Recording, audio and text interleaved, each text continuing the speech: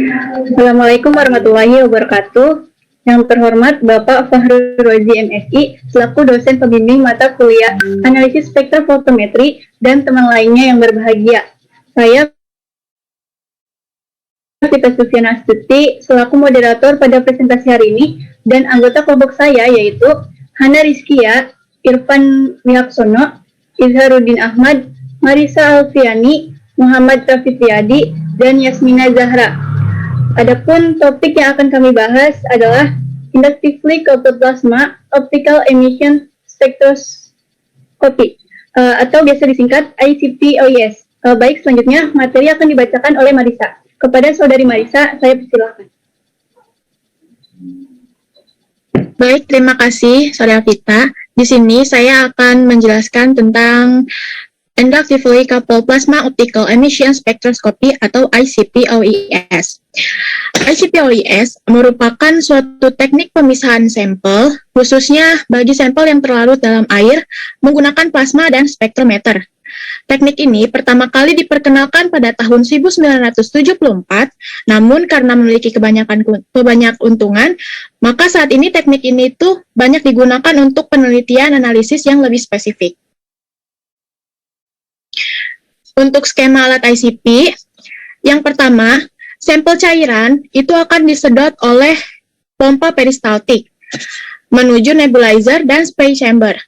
Di dalam nebulizer, sampel cairan tersebut diubah menjadi aerosol, sedangkan pada spray chamber berfungsi untuk mentransportasikan aerosol ke plasma. Pada spray chamber ini, aerosol mengalami desolvasi atau volatilizasi, yaitu proses penghilangan pelarut sehingga didapatkan aerosol kering yang bentuknya telah seragam. Selanjutnya, pada tetesan aerosol yang besar akan dialirkan ke waste, sedangkan aerosol halus akan dialirkan ke obor plasma. RF generator adalah alat yang menyediakan tegangan 700-1500 watt untuk menyalakan plasma dengan argon sebagai sumber gasnya. Tegangan ini akan ditransferkan ke plasma melalui load coil yang mengelilingi puncak dari obor. Saat sampel gas masuk ke dalam plasma, sampel aerosol akan menguap. Lalu, atom serta ionnya akan mengalami eksitasi. Atom yang tereksitasi kembali ke keadaan dasar dengan memancarkan energi pada panjang gelombang tertentu.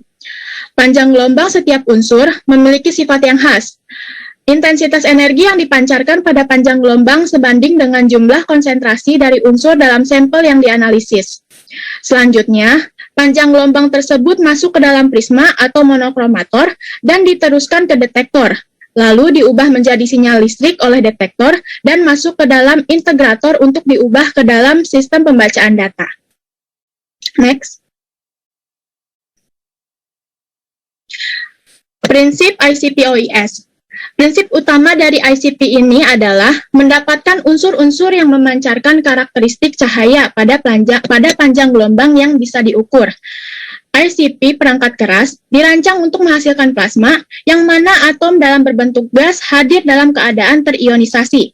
Susunan dasar dari ICP adalah terdiri dari 3 tabung yang terbuat dari silika. Tabung ini yaitu term outer loop, intermediate loop, dan inner loop. Pembentukan plasma bergantung pada cukup kuatnya intensitas medan magnet dan pola arus gas mengikuti pola putaran simetris tertentu. Plasma dijaga dengan induksi dan pengaliran gas. Cahaya yang dipancarkan oleh atom atau ion di dalam ICP dikonversi ke isyarat elektrik oleh fotomultiplier. Interaksi sinyal ini kemudian dibandingkan dengan intensitas yang telah diketahui sehingga konsentrasi dapat dihitung. Masing-masing unsur akan mempunyai banyak panjang gelombang spesifik di dalam spektrum yang bisa digunakan untuk analisa. Next. Untuk langkah kerja ICP-OES ini yang pertama adalah preparasi sampel. Pada preparasi sampel ini, beberapa sampel memerlukan langkah preparasi, khususnya seperti penambahan asam, pemanasan, dan destruksi dengan microwave. Yang kedua adalah nebulasi. Nebulasi ini adalah proses di mana cairan diubah menjadi aerosol pada nebulizer. Dan yang ketiga, itu adalah devolasi atau volatilisasi, yaitu proses pelarut dihilangkan sehingga terbentuk aerosol kering.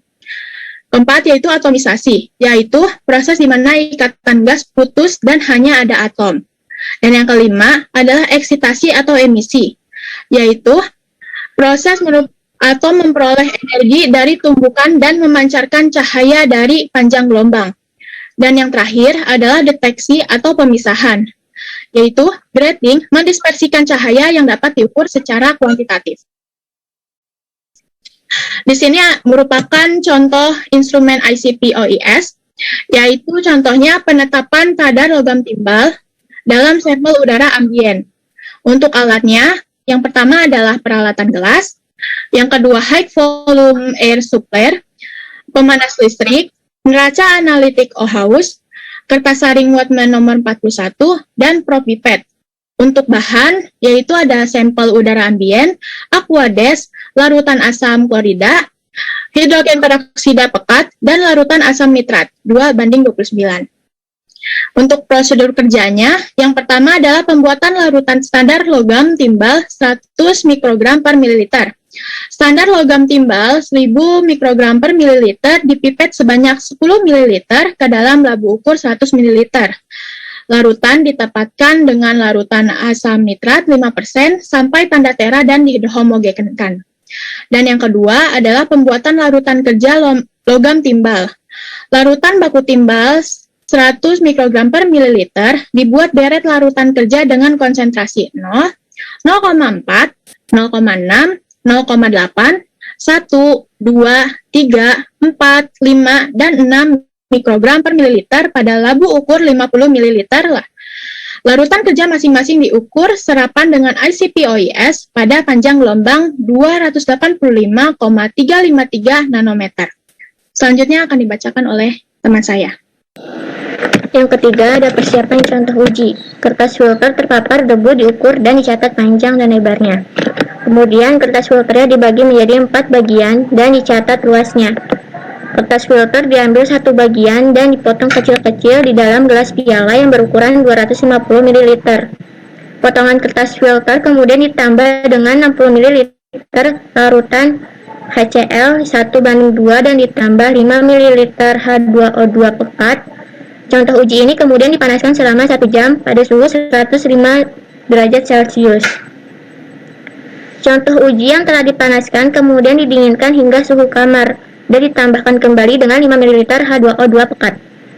Contoh uji dilanjutkan pemanasan selama 30 menit. Contoh uji kemudian didinginkan dan disaring dengan kertas saring. Filter ditampung. Contoh uji dipanaskan kembali dan dengan ditambahkan larutan HCl 1:2 sebanyak 50 ml.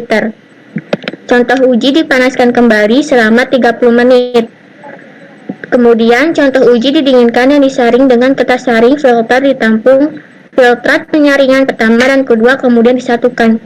Filtrat contoh uji dipanaskan hingga mendekati kering, kemudian ditambah dengan 10 ml asam nitrat 2:98. Dan dilanjutkan kembali pemanasan selama beberapa menit. Filtrat contoh uji didinginkan dan dimasukkan dalam labu ukur yang berukuran 50 ml. Contoh uji ini ditetapkan dengan asam nitrat 2:98 dan dihomogenkan. Contoh uji diukur serapan dengan ICP-OIS pada panjang gelombang 283,305 nanometer. Penentuan kadar contoh uji dapat menggunakan persamaan 1. C logam timbal sama dengan CT dikurang CB dikali VT dikali S per ST dibagi V, yang dimana CT itu kadar logam timbal dalam larutan contoh uji, satuannya miligram per mililiter. CB adalah kadar logam timbal dalam belangko, satuannya miligram per mililiter. VT adalah volume larutan contoh uji, satuannya mililiter. S itu luas yang terpapar di debu, satuannya milimeter kuadrat. ST itu luas yang digunakan, satuannya milimeter kuadrat. V itu volume udara pada kondisi normal, satuannya nanometer kubik. Next. 4. Penentuan repeatability. Penentuan ini dilakukan dengan menambah kertas filter dengan menggunakan 2 standar yang berbeda. 2 standar berbeda itu ada yang terendah dan tertinggi dari konsentrasi deret larutan kerja. Standar yang tertinggi itu 6 mg per mililiter dipipet dari larutan standar 100 mg per mililiter sebanyak 3 ml. Sedangkan standar yang terendah yaitu 0,4 mg per mililiter yang dipipet dari larutan standar 10 mg per mililiter sebanyak 2 ml. Perlakuan pada penentuan repitabilitas sama dengan prosedur persiapan contoh uji. Angka tersebut diulangi sebanyak 10 kali dan diukur serapan menggunakan ACP-OIS pada panjang gelombang 285,353 nanometer. Penentuan ini dapat menggunakan persamaan 2 dan persamaan 3. Persamaan 2-nya yaitu persen RSD sama dengan SD per X dikali 100%, yang dimana SD itu standar deviasi pengukuran repeatability dan X-nya itu rata-rata hasil pengukuran repeatability. Lalu persamaan 3-nya itu ada persen CV-Horwitz sama dengan 1 min 0,5 log C, yang dimana C ini konsentrasi yang didapat dari hasil pengukuran, satuannya adalah miligram per mililiter. 5. Penentuan akurasi. Penentuan ini dilakukan dengan menggunakan dua standar, yaitu standar yang terendah dan tertinggi dari konsentrasi deret larutan kerja. Standar yang tertinggi yaitu 6 mg per mililiter yang dipipet dari larutan standar 100 mg per mililiter sebanyak 3 ml dan ditera dalam lab ukur yang berukuran 50 ml menggunakan larutan HNO3 5%. Sedangkan standar terendah yaitu 0,4 mg per mililiter dipipet dari larutan standar 10 mg per mililiter sebanyak 2 ml dan ditera dalam lab ukur yang berukuran 50 ml menggunakan larutan asam nitrat yang 5%. Langkah ini diulangi sebanyak 10 kali dan diukur serapan menggunakan ACP-OIS pada panjang gelombang 285,353 nanometer.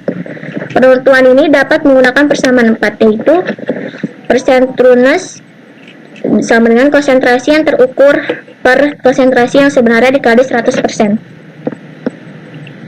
6. Penentuan MDL atau Method Detection Limited. Kertas filter yang telah dibagi menjadi 4 ini diambil satu bagian dan dipotong kecil-kecil dalam gelas piala yang berukuran 250 ml. Kemudian kertas filternya ditambah dengan 5 ml larutan standar timbal yang sebanyak 10 mg per mililiter. Perlakuan pada penentuan MDL sama dengan prosedur persiapan contoh uji. Langkah ini diulangi sebanyak 10 kali dan diukur serapan menggunakan ACP-OIS pada panjang gelombang 285,353 nanometer. Penentuan ini dapat menggunakan persamaan 5 dan 6. MDL sama dengan testaden kali SD, ini persamaan 5. Log sama dengan 10 dikali SD, ini persamaan 6, yang dimana testaden sama dengan 10 kali pengulangan itu 2896. SD ini standar deviasi pengukuran pada MDL. 7. Penentuan IDL yaitu Instrument Detection Limited. Larut yang digunakan yaitu asam nitrat yang 5% yang diukur di serapannya sebanyak 10 kali menggunakan ACP-OIS pada panjang gelombang 285,353 nanometer. Penentuan IDL dapat menggunakan persamaan 7. IDL sama dengan 3 dikali SD, yang dimana SD ini standar deviasi pengukuran IDL.